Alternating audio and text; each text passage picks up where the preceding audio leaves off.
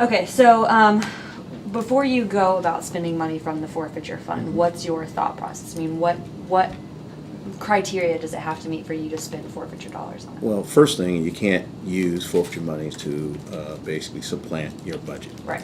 So anything that we wouldn't have the funds for, or anything that's already budgeted for, that's first consideration. Okay. The other thing is we look at the need for those types of any type of expenditures that we might take from the forfeiture funds, and then we may look at several things that how will this contribute to law enforcement, and how will it contribute to the good of the community.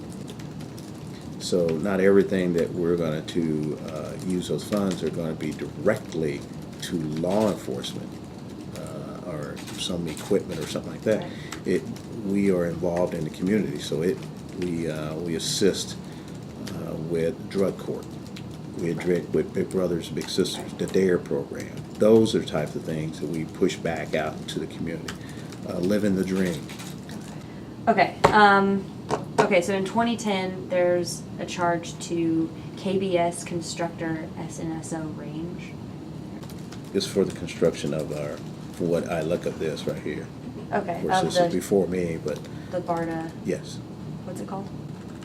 Richard W. Barta Training Complex.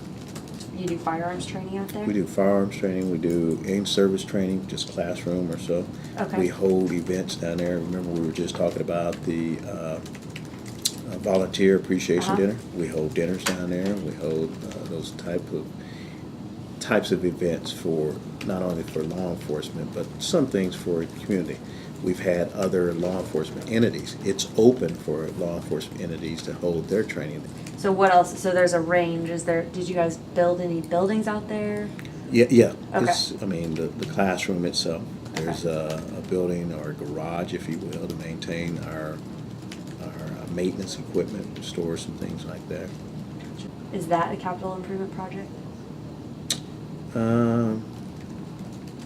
Probably would have been. It probably wasn't available at that particular time. The money, you mean? The money wouldn't have been available from? Yeah, I think what at that particular time. Now you'll have to talk to the sheriff at that particular time, but I think it was just a point. The premise was not to put the burden on the county. Okay. But I tell you, talk to Richard Barta on that right there.